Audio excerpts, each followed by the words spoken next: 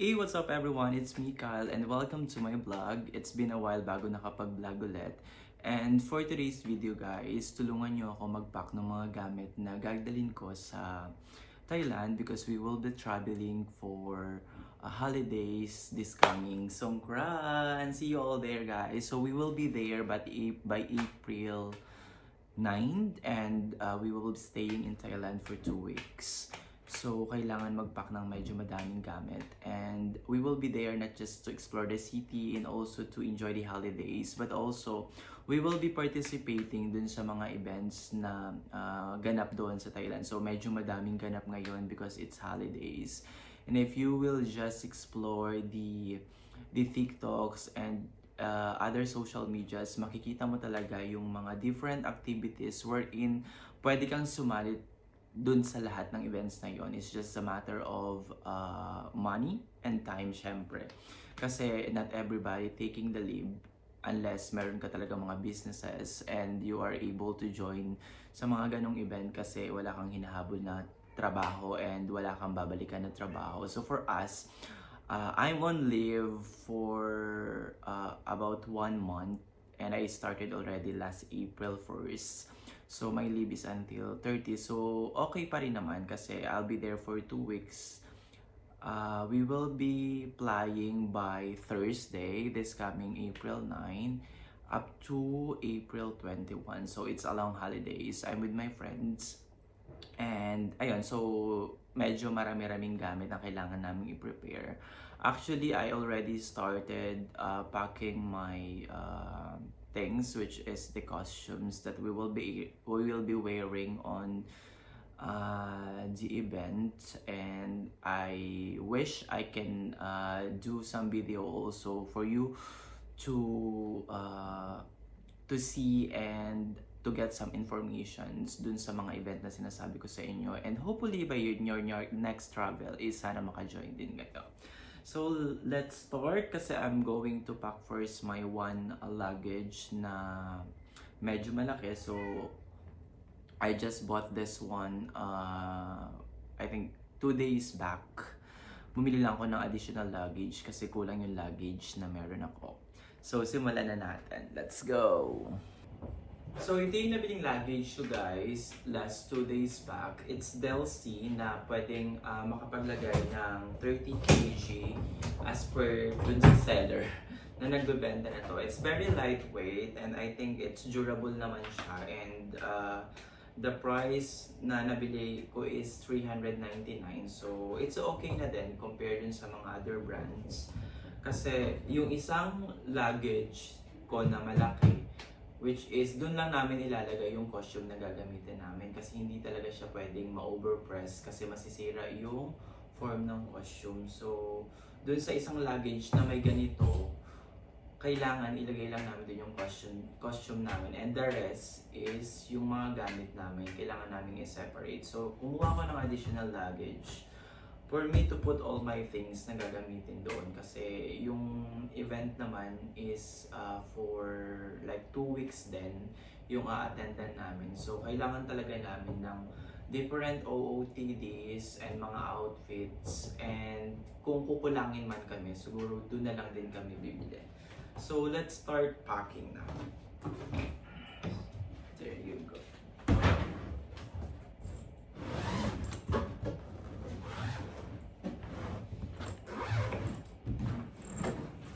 So, ganito siya kalaki. So, sabi nila guys, medyo mainit kasi summer doon. And kung makikita nyo yung mga news in Thailand is yung weather talaga doon is medyo mainit. So, we have to prepare at least mga summer outfits na kailangan namin. And at the same time is yung mga short and sandals is yung priority na kailangan namin dalhin doon.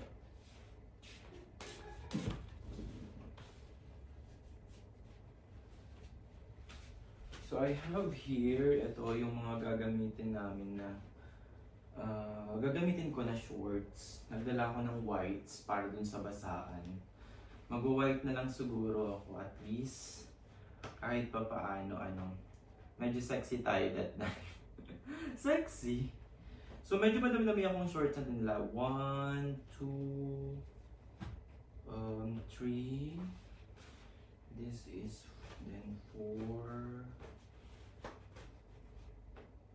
Tapos yung iba na pang gym ko is dadalhin ko din siya. I also prepare some jogging pants. Actually 4 pa lang tong mga shorts ko pala.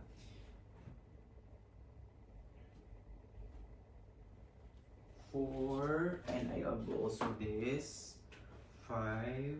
This is cute. Nabili ko lang din ito sa, I think sa Shein ko lang din siya na order. Together with this one, kasi baka makapag-beach kami. So nagdala ko ng mga shorts na pang beach. So I have also this Adidas na pwede kong magamit din doon. So I already have 4 plus 3, 7. 7 shorts. Actually kulang pa to eh. Rewash kasi ako ng mga gamit ko. So meron pa akong mga additional na mga dadali ng mga shorts. So mostly, ang madadala ko mga shorts is like 15 pieces. 15 pieces. Excluding siguro yung mga boxers ko and everything. Kasi nga kailangan mas madami kang shorts na gamit doon kasi medyo mainit. But anyhow, nagdala pa rin naman ako ng mga joggers. Like this, nagdala ako ng... just one moment guys, I'm gonna show you.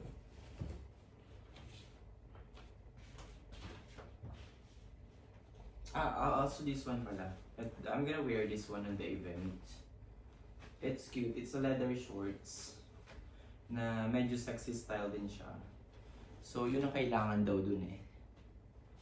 And, by the way guys, this is the first time that I'll be traveling to Thailand kasi the last few years na nagdaan is nakakapagplano talaga ako pero hindi natutuloy eh. It's because hindi na-approve yung leave ko. But thanks God now, since I transferred in other company, nakapag-leave tayo ng April. Thanks God. So here, nagdala din ako ng mga jogging pants like this one. I brought my Adidas. Also, this one. Dalawa lang just in case na wala na akong masuot. Anyway, hindi naman ganun kainit din dun sa mga malls na meron dun. Outside lang talaga. So, kailangan nating i-arrange ng maayos yung gamit kasi marami tayo dapat ilagay na gamit.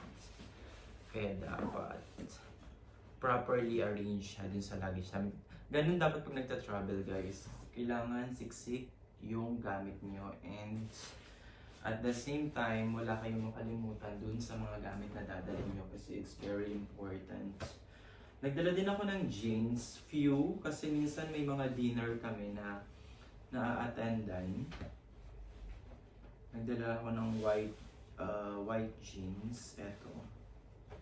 Then, I get also this one from Uniqlo. Meron ako na tong,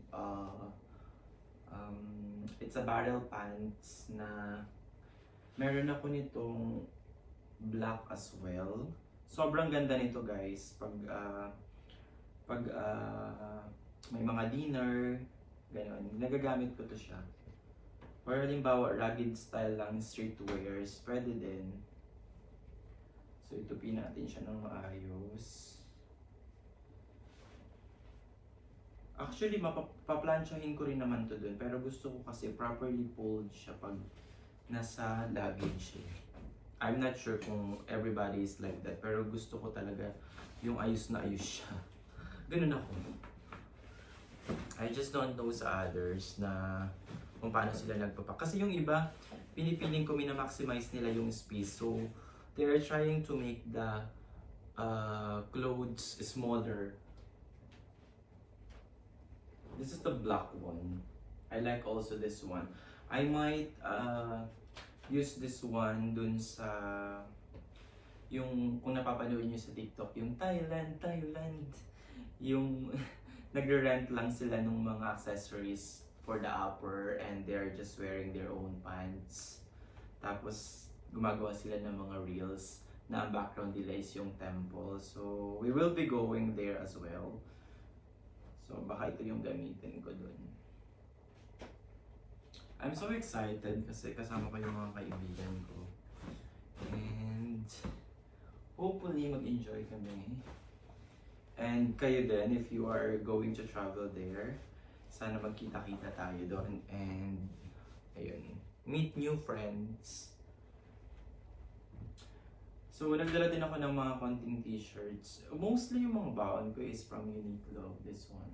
Meron lang akong mga iilang gamit na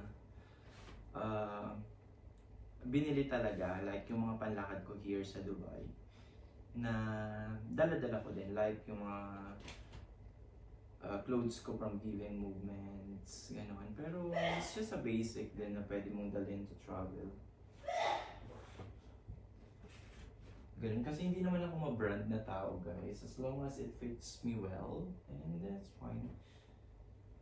So, ayun, nagdala ko ng mga sando, like this. Mga fitted sando na nabili ko lang din sa... Ano ba nabili to? Sa Center Point, actually. Nabili ko lang to sa Center Point. It cost like 25 dirhams. So, I got 3. So...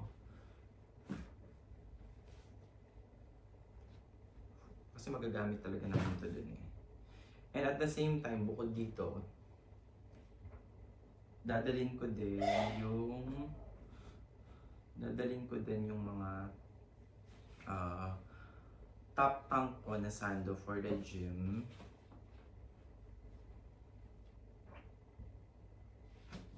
Para may additional ako na pwedeng suotin doon pag halimbawa I am out of the clothes na. So nagdala lang din ako ng mga konting panlakad like this. Crop shirt. Actually maganda to i-partner din sa black. So baka yun yung outfit na gagamitin ko doon.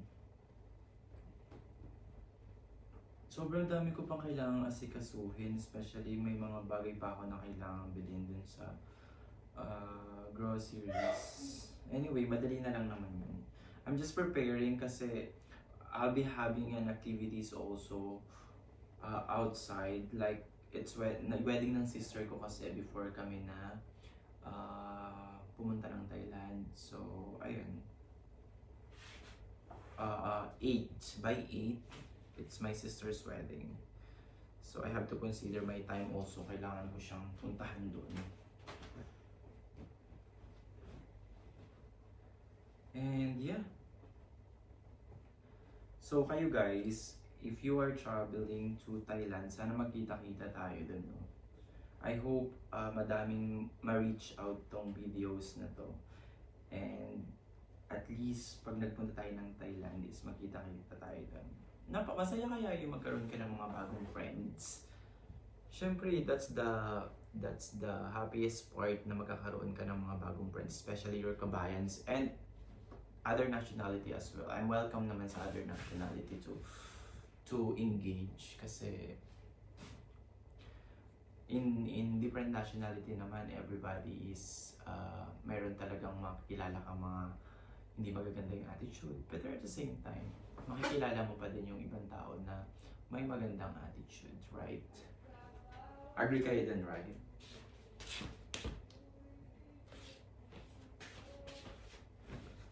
So, ito ang dami ko ding dala na t-shirt. I got this black and white, Uniqlo din. At mostly mga dala ko lang naman yung mga basic. Like this one, I'm more on black. This is from Zara. It's very nice yung fitting na to, as you can see guys here. Sobrang ganda nito sa my battle pants or dun sa mga oversized jeans. You can partner this or oversized chinos. Yeah. So I got this one, two shirts na similar yung designs. Kasi for sure magagamit ko dun. Hindi na ako masyado nagdala ng mga jackets. Anyway, may kumot naman sa plane. Kaya yun na lang yung pang-cover natin on our flights. So I got also this green shirt just in case na para may other options ako for our dinner. Yan. It comes with pair din ng beige color pants. Hindi ko pa siya actually natupi. But anyway, ito yung mga inuna ko muna ng mga dadalhin kasi prioritize ko yung mga different OOTDs na pwede kong gamitin dun sa mga event na pupuntahan talaga namin. So, my next priority na lang is yung mga kailangan kong extra clothes. So, I have also this one. I found this cute. Pa-partner ko lang to dun sa jorts. This gonna be nice. Plain lang, tapos baka mag-wear lang ako dito ng yung mga tote bags. Pero baka dun na ako bumili kasi baka mas madami doon eh. I don't have time na rin kasing mag-shopping kasi nga busy na. So whatever I can bring na lang. Anyway, madami-dami na rin naman tong clothes ko, but for sure it's not enough kasi. So ayun. And syempre hindi natin pwede kalimutan yung mga underwears. Gotta pack of underwear. Sobrang dami ito. Sobrang dami. So, ano ba yung mga nailagay ko dito? Yun. So, eto, may mga underwears ako like this. CK underwears kasi dun sa Thailand mostly nag-show talaga sila ng mga underwears. I got also some scarf na pwede kong gamitin during dun sa mga lakad namin na pwede ko siyang gamitin. And ayun, nagdala din ako ng cup just in case. This is cute, ginagamit ko to lagi pag nagbi-beach.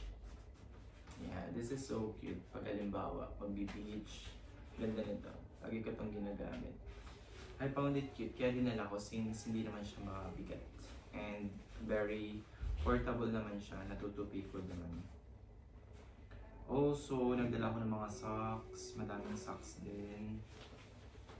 And actually kulang pa siya. Kasi we're not able to go outside na, baka yun yung mangyari doon. I mean, wala na kaming time para magpalaba. So, nagdala na ako talaga ng sobrang daming extra. I got also a shaver. And, ano pa bang nandito? This is more of,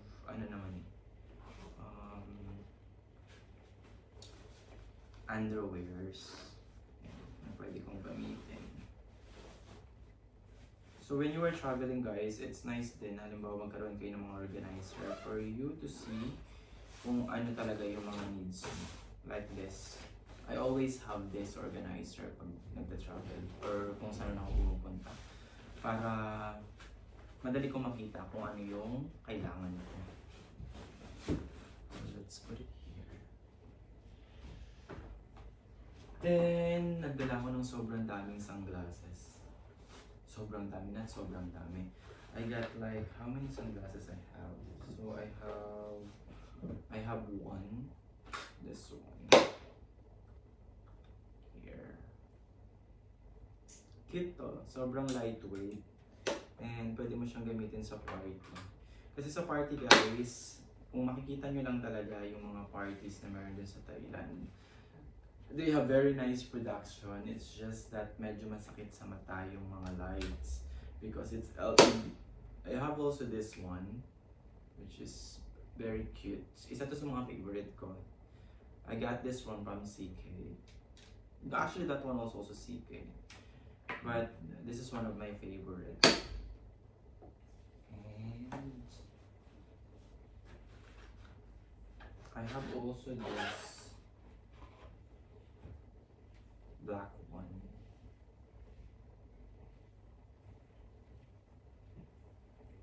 Maganda rin to. Actually, may lights to kaso hindi na siya working. But pwede mo pa rin siyang gamitin. So, dinala ko na lang din. Then, I got also this for... Ito siguro gagamitin ko during Songkran Day, yung basaan. Kasi kailangan naka-sunglasses ka din or else mamumula yung mata mo sa dami ng tubig na tumatalsik. So, I'll be using this Adidas. This is cute actually. It's very lightweight and hindi siya masakit sa ilong. Yun kasi yung importante. And importante sa akin pag nag-wear ng sunglasses is dapat mahigpit siya. Hindi siya yung naglo-loose para hindi mo palaging inaangat. Alam mo yun? So, this is all what I have now. Iisipin ko pa kung ano yung mga kailangan ko pa na dalhin at mga kulang. Actually, I'm gonna put this one na lang pala for my luggage. But this one, ilalagay ko na dito. I have also one organizer na prepare.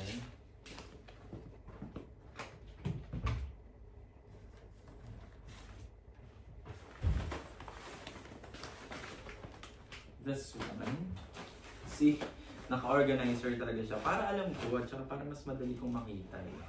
Hindi kasi ako talaga makalat, even pag sa mga rooms. So, nagdala ako ng, ito, this. So, nagdala ako ng two types of belts. So, I have this one na pwede kong gamitin for the casuals. And this one din. I have this Balmain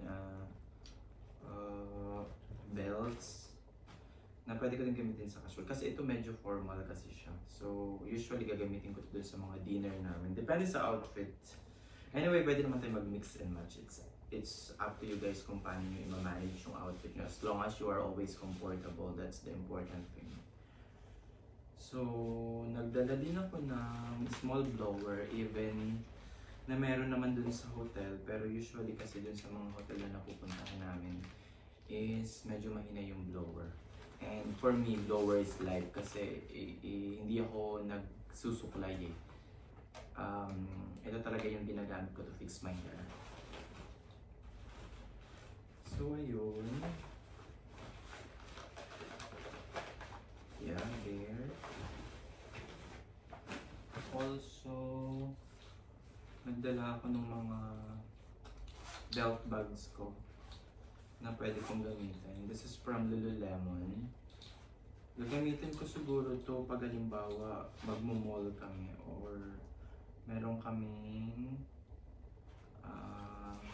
mga pupuntahan na malalapit lang. Like, kung halimbawa mag-explore kami dun sa mga streets nila. So, this is very helpful kasi it will fit the phones and the wallets, which is, it's better kung wala kang mga bitbit. Naka-isang carry lang siya, that's fine. So that's it, yan. And actually, I'll be having this also as my hand carry, pero wala pa siyang laman. So kailangan ko pang kalkalin yung mga gamit ko inside the cabinet and to recheck all those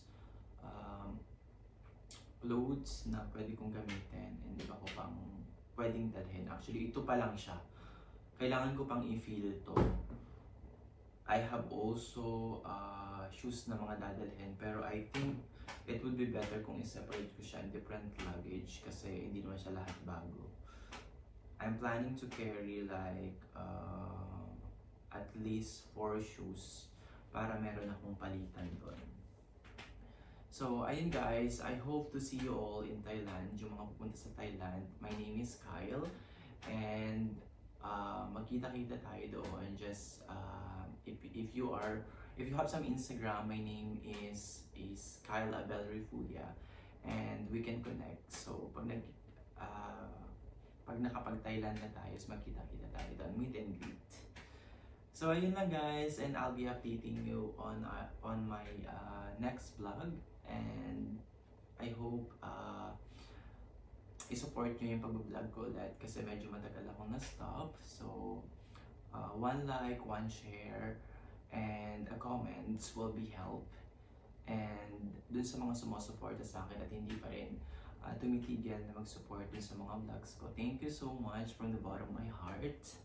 So, I hope na mag-continue na ulit ako sa vlog and balik-vlogging na ulit tayo. I'll be sharing to you all the things na pwede nating explore in different countries, especially here in Dubai.